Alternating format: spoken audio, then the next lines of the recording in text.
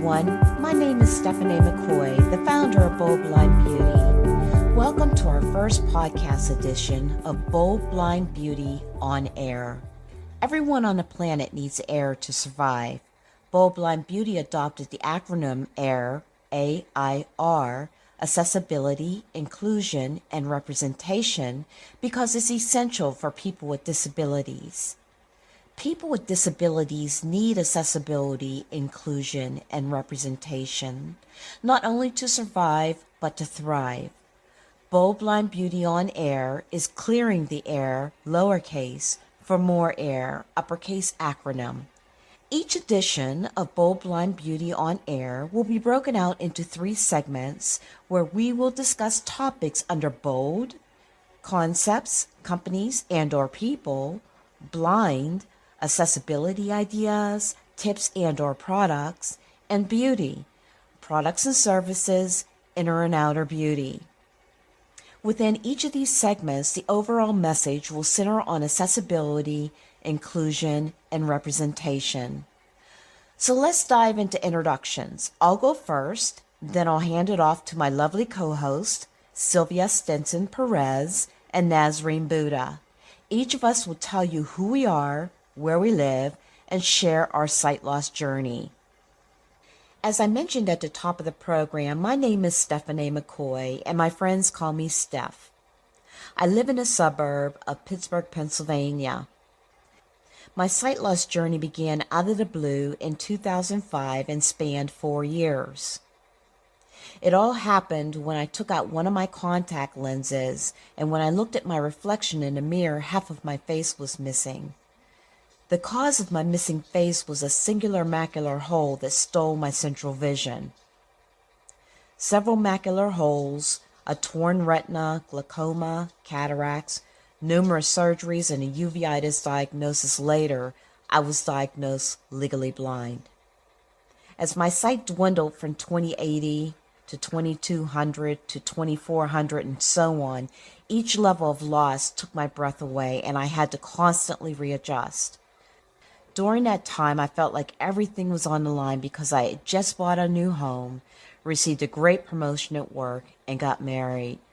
I can't tell you how scared I was, but thankfully everything changed when I faced my fear and reached out for help from several blindness organizations. Seeking help was my salvation because for the first time in my life, I met, engaged with, and befriended other blind people.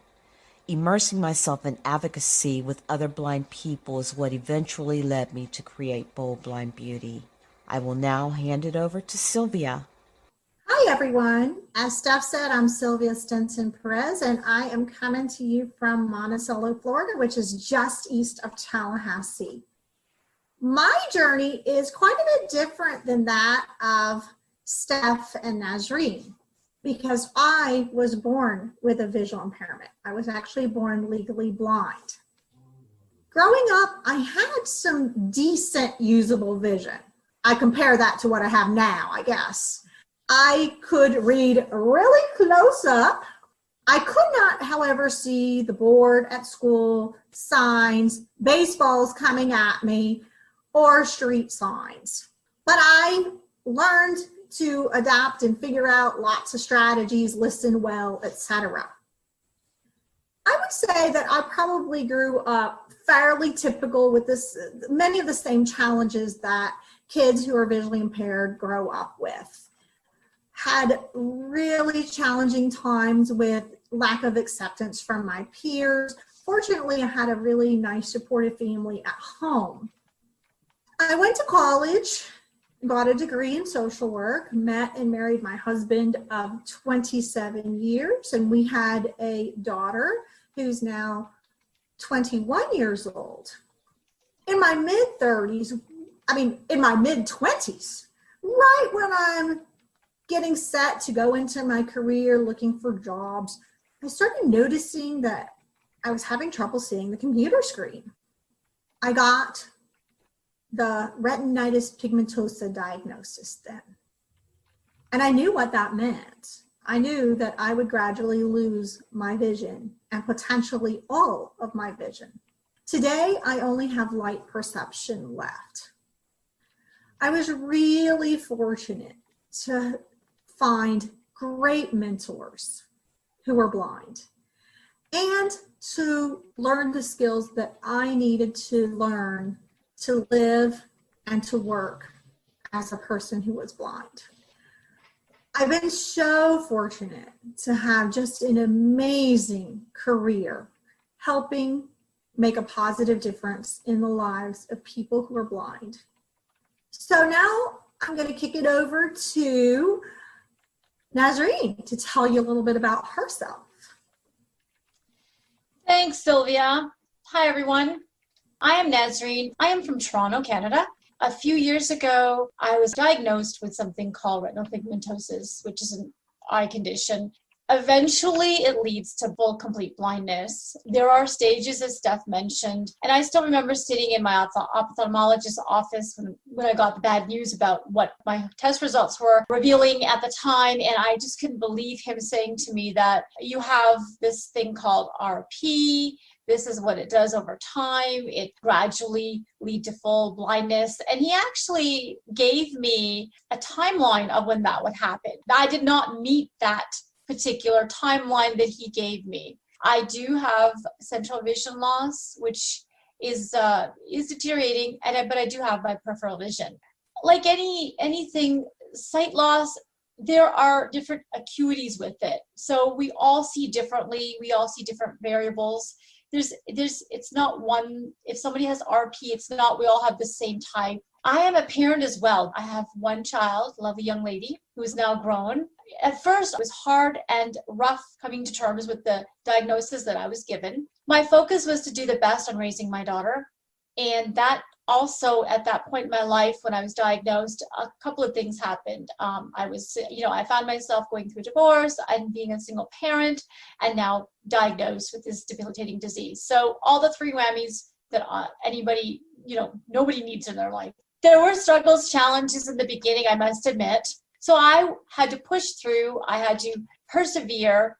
And I was determined to do so. I developed a drive, you might say, as a result of having RP that drove me to do more, to excel, to find different ways. It also brought up the passionate side of me to be the best I could. But I used to be an introvert and in my adolescence. But I think my diagnosis has actually turned that to the reverse and made me more of an extrovert. I'm more vocal. I'm more of an advocator. I like to try new things. I've become, a trainer of sorts, a facilitator. I like to help people and assist them in what they're doing. I classify myself as a self-starter and someone who is kind of, I can honestly say, launched my own career again from where it was before I was diagnosed with RP. I also enjoy helping others to reach, their heights and their goals and, relaunch their careers. I am the Chief Communications Officer here proudly at Bold Blind Beauty. I am so glad to be part of this wonderful team with Steph and Sylvia. And, thank you all for listening to our journeys. I'm going to turn this over to Steph, and we're going to talk about our major lessons learned. So back over to you, Steph. Thank you, Nasreen.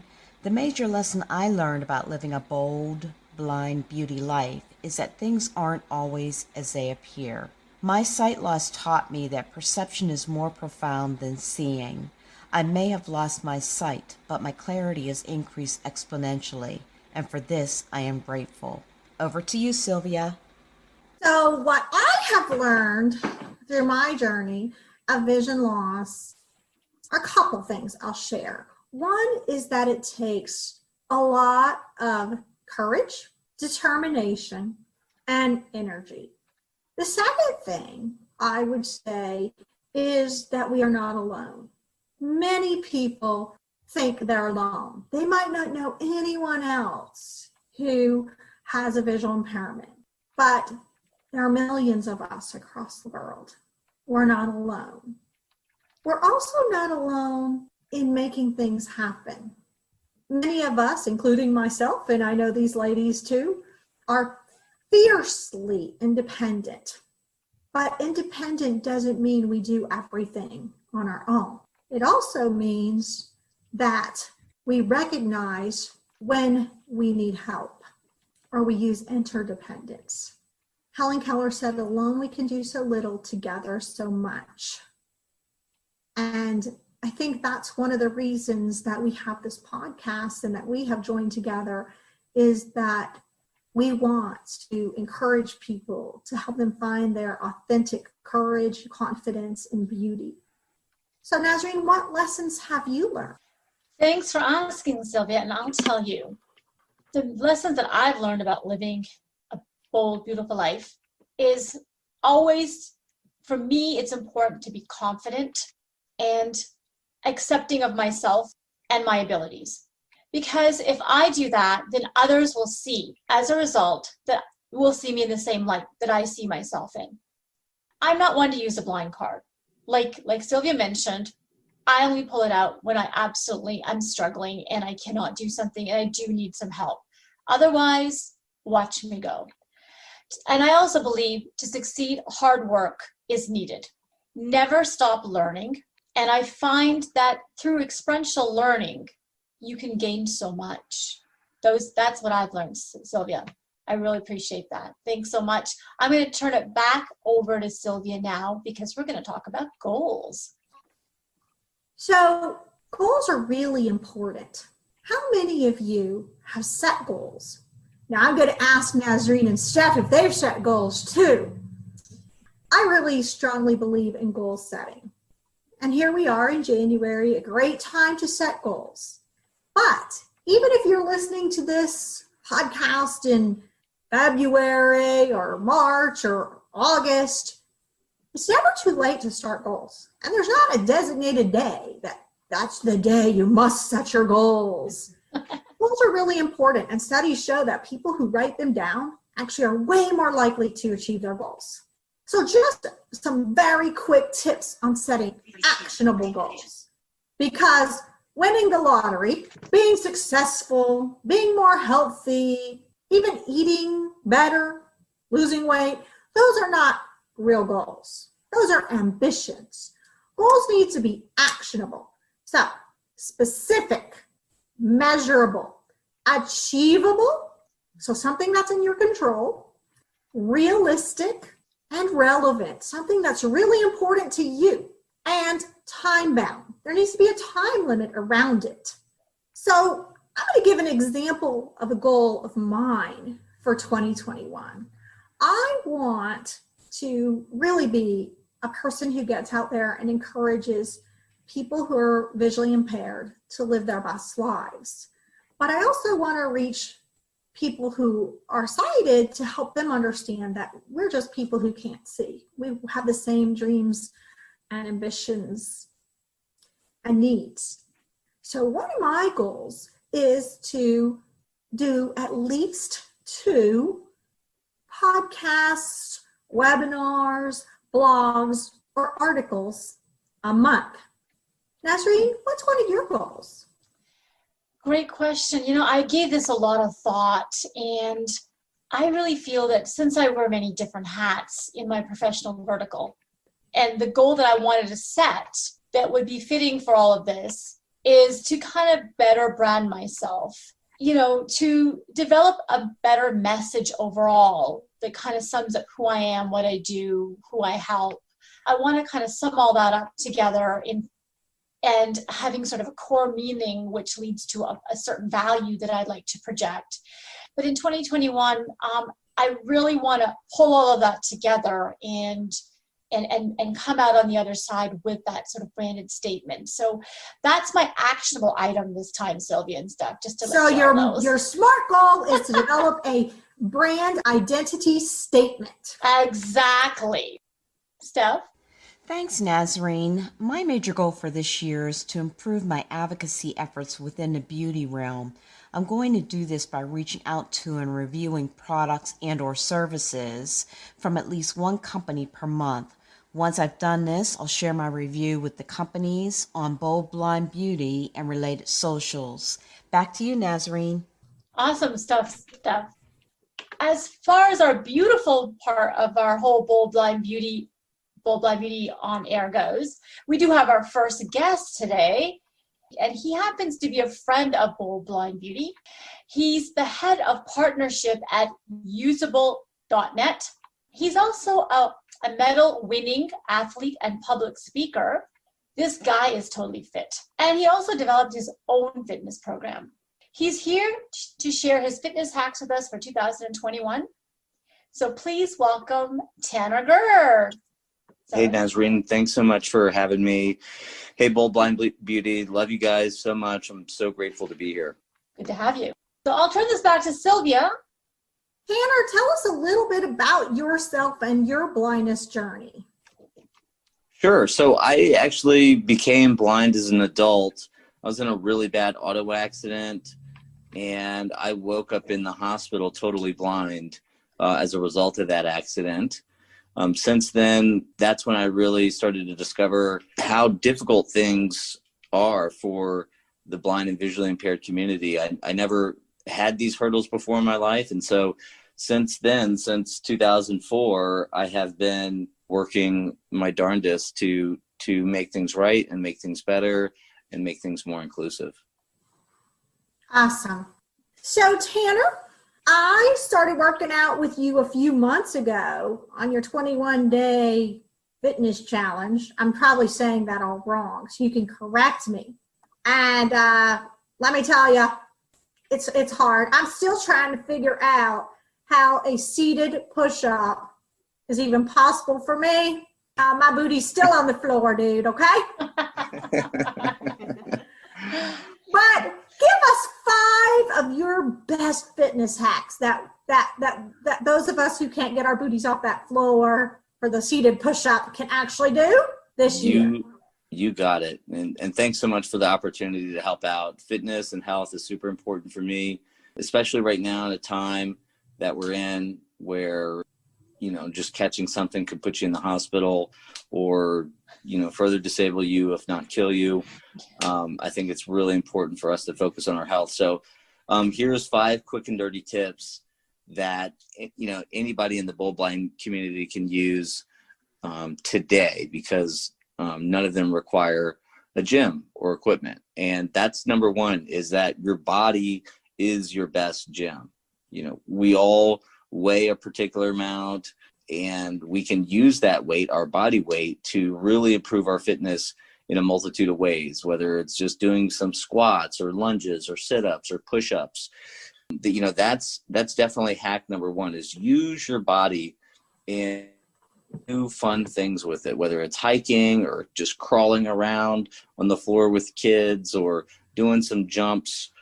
You can do so much with your body, and I highly encourage everybody to leverage their best asset, their body, to improve their fitness. The second thing is that you can do fitness and make improvements regardless of whether or not you can do a push-up or do a squat or do a sit-up. There's a ton of different variations that we can incorporate that are safe, that enable you to get the same benefits without actually being able to do a push-up.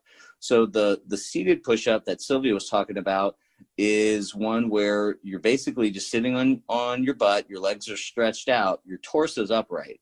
So you're kind of in an L, right? Where your upper body's the top part of the L and your legs are the lower part of the L. And you just put your hands down. I like to use my fists. I put my hands in fists, and you just put your hands down, your fists down on either side of your hips, and you just push down into the ground and try to get your hips up off the ground. Using a body position that people might be more familiar with is a push-up position. And if you lay down on the floor face down and you get into a push-up position with your hands out to the sides, your body is straight and your elbows are back and out. If you can't do a push-up, you can still just push. And there's 3 muscle contractions: eccentric, that's lowering; isometric, that's stopped or a static position; and then concentric, that's where you're lifting. So if I was lowering down into the push-up, that'd be eccentric. The moment in time in which I change from lowering to raising or concentric, that's called isometric. And that's all that is just, if you just push, you can get stronger just doing isometric exercises. So that's number 2 and number 3 at the same time. Why I love isometric exercises is because they're safe. They don't require high speed movements, and they can build strength without putting a ton of muscle mass on your body. And I know our women don't want to be running around looking like Arnold Schwarzenegger. So doing isometric static holds is a great way to increase your metabolism, to burn body fat, to get really strong, and to not have a bunch of excess muscle mass. So I'm going to recap those really quick. 1 is use your body weight. 2 is there's plenty of variations that we can do. I gave 2. 1, if you could just focus on doing those iso push-ups down at the bottom of a push-up position, that'd be great. 3, isometric exercises are a great way to build muscle, get stronger, get your muscle stronger, burn fat, increase your metabolism, and really make progress. Number 4 is that it doesn't have to be a really long time, right? Do something every day. That's the most important thing. Staying on the wagon is way easier than getting off the wagon and climbing back on and getting off and climbing back on. Just do something every single day, whether that's walking around the house for a few extra steps, or walking around the block, doing some jumping jacks, whatever it is, make movement every single day. And the fifth one really rings home for me, because along my fitness journey, I would work out and I would work out and I would work out and I would work out and I would work out and I would work out some more. I would do 2 a days. I would do 3 a days. I would lift weights. I would do body weight stuff. I would do endurance exercise. I would do all these different exercises, but I couldn't break through a plateau. And that plateau, that ceiling that I put on myself was a direct result of what I was putting in my body, and not what I was asking my body to do, not what I was putting out with my body. So drink more water and consume less carbohydrates, less sugars, less breads, less I love quesadillas. It's literally a staple in my diet, but it's really tough for me because I know that it's not great for me. I know that those cookies aren't great. I know that those milkshakes aren't good for me. And right now you can make a ton of improvements if you just watch what you're drinking and what you're eating.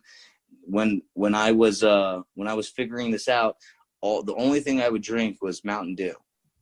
I would have Mountain Dew for breakfast. I would have Mountain Dew at lunch. I would have Mountain Dew at dinner. Whatever the soda was, I was having soda all the time.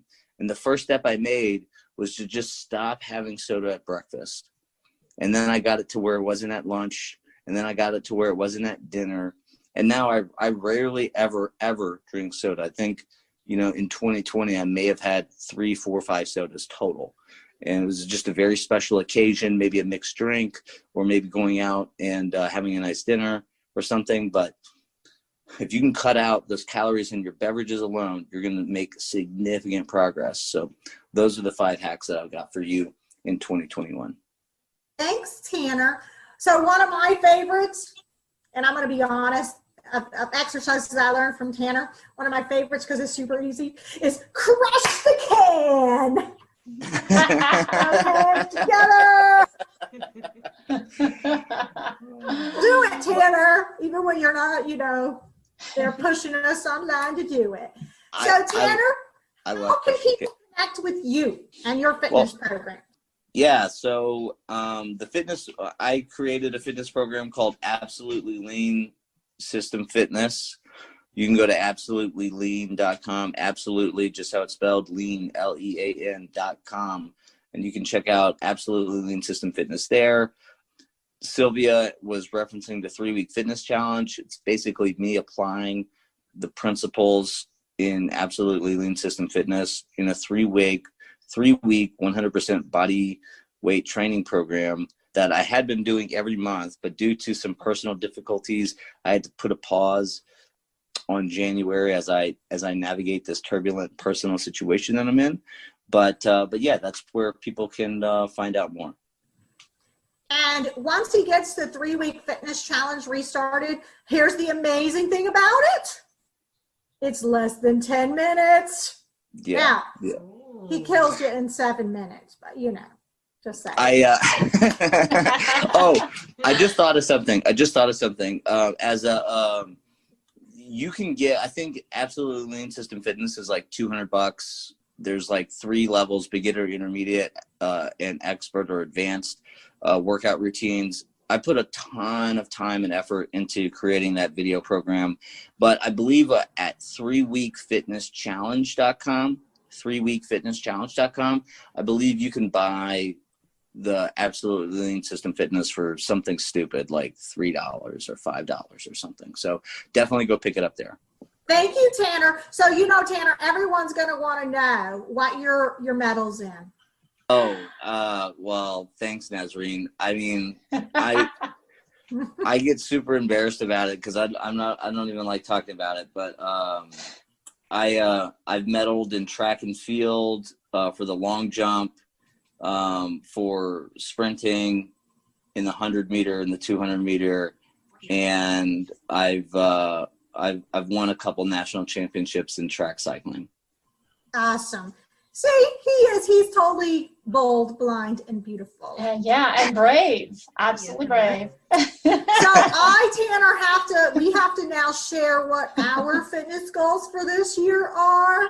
So I'm sure they're nowhere close to yours, okay? So mine is to just continue walking my 7,500 steps a day, which I am really proud to say that I have consistently been doing for over 2 years. Get a Fitbit and use it. But my other goal is, and I'm putting it out here for accountability purposes, okay, is to get a regular yoga routine going.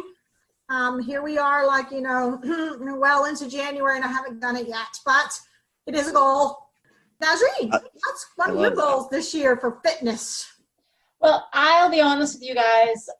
I have bought a skipping rope, Tanner, and I'm not sure exactly what I want to do with it yet or how best to get, hacking with it. So maybe that's something you might want to tell me or show me how to do or give me some insights on that. But I did buy a skipping rope, so I'm one step ahead. I would trip and fall if I did that. Steph, what about you? Would you trip and fall with a skipping rope too? I had to plead the fifth on the skipping rope thing, Sylvia. While I wish I could say I have fitness goals for 2021, I'm dealing with some issues that require me to focus more on taking small steps to be more mindful about what I'm putting into my body. So unfortunately, this is not a SMART goal. It's more of an ambition, but that is where my focus is. Tanner, do you have any last words for us? Yeah, the final words I think would just be just to make progress every day, whether that's with your nutrition or your fitness, is like, what can I do? What's one thing that I can do today to be better? And just do that. That's awesome advice. And I think that applies in every aspect of our lives. Yeah, Tanner, do you want to just share any of your socials where people can find you? Do you want to plug out your Facebook group so people can join your? Yeah, I mean, if you want to join the Facebook group, the best way to do that is through 3weekfitnesschallenge.com. But I'm everywhere at Tanner Gers, and we make it tough on people, so it's just 4 letters on that last name, Gers. So Tanner, Tanner. Gers, Gers. I'm everywhere at Tanner Gers. Awesome. Thanks, Tanner, for joining us. Oh, I'm honored. Thank you all. Please share this and ask your friends to subscribe to Bold Blind Beauty On Air podcast. Follow us and join us for our next podcast coming to you all soon.